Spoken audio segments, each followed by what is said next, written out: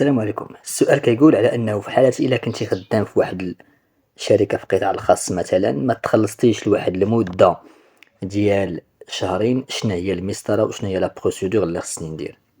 بطبيعة الحال يعني العلاقة ديال الشغل كتكون بين واحد الأجير وواحد يعني مشغل، الطرف الضعيف والطرف المحمي من طرف القانون اللي كيحميه القانون بزاف، اللي هو الطرف الأجير يعني الشخص اللي كيخدم ماشي الباترون ديالو. فيعني في هاد الحالة هادي إلا ما تمش يعني إعطاءك الصالير ديالك لمدة شهرين، شنو خصك دير؟ فكما كنعرفو بأن الصالير هو من بين العناصر المهمة في العلاقة ديال الشغل، العلاقة يعني ما بين الأجير والمشغل. بالتالي شنو خصني ندير في هاد الحالة هادي؟ كنمشي عند مفتش الشغل على أساس أنه يعني كنعاود ليه لا سيتياسيون كي دايرة، المشكل كي داير. هذا مفتي الشغل هو اللي كيحاول أنه كيقاد ليه الشكاية وكيحاول أنه ماذا كيستدعي هذا الباترون هذا وكيستفسرو على الحالات وعلى يعني علاش اللي ما تمش يعني إعطاء هذا الصالير هذا، باش يكون واحد النوع ديال ربما صلح، ربما أنه يتعطاك الصالير ديالك أو إلى غير ذلك. المهم في الآخر كيكون حل. الحالة الثانية ميزال بجوج ديال الحالات. من هاد الحالة هادي ديال أنك ما تخلصتيش في شهرين، هادي قالتلك المسطرة لأنك كتمشي عند مفتش الشغل انسبكتور دو طرافاي. الحالة الثانية هي أنك إلا ما تخلصتيش في 3 شهور فما فوق.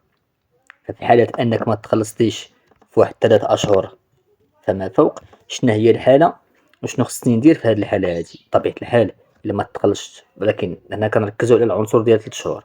إلا ما تخلصتش في 3 شهور فما فوق، كنمشي يمكن ليا أولا أنني نتوقف الخدمة من الغد ليه منبقاش نمشي للخدمة.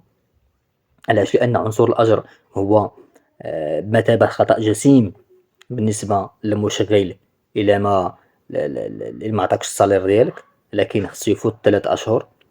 كنمشي عند المحامي كيفتح ليا واحد الملف في المحكمة باش أنني كنطلب التعويض، لأن هاد الحالة هادي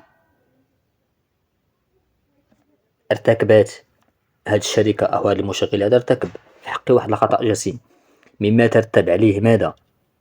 واحد التعويض معين، بأنني كنطالب بالتعويض ناهيك على بعض الأمور المتعلقة بالعطل إلا ما كانش كيعطيني العطل ديالي، الأجل إلى غير ذلك. المهم مندخلوش حنا في هاد التفاصيل، غنخصص ليهم فيديو مستقل فقط نهضرو على المسألة ديال يعني أنه ما خلصنيش لواحد المدة ديال 3 شهور. كنمشي كندير بواحد المحامي هو اللي كيتكلف ليا بهاد الإجراءات هادو، لأن كما قلتلك العنصر ديال الأجر كيمثل واحد الخطأ جسيم بالنسبة ل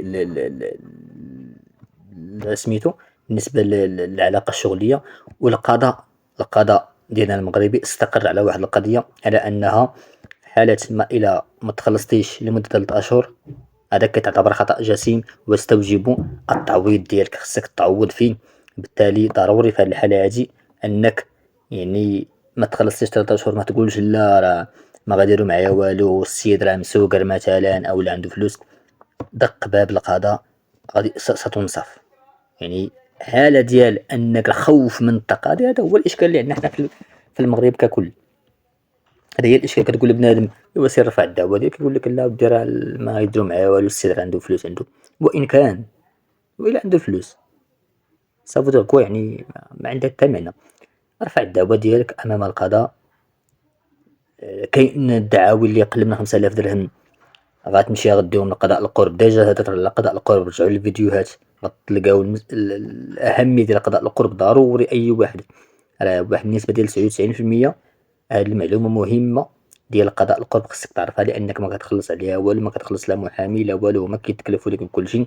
كذلك واحد المسألة ديال المساعدة القضائية حتى هي هدرت عليها حتى هي مجانية باش تكون عندك واحد المعلومة في دماغك.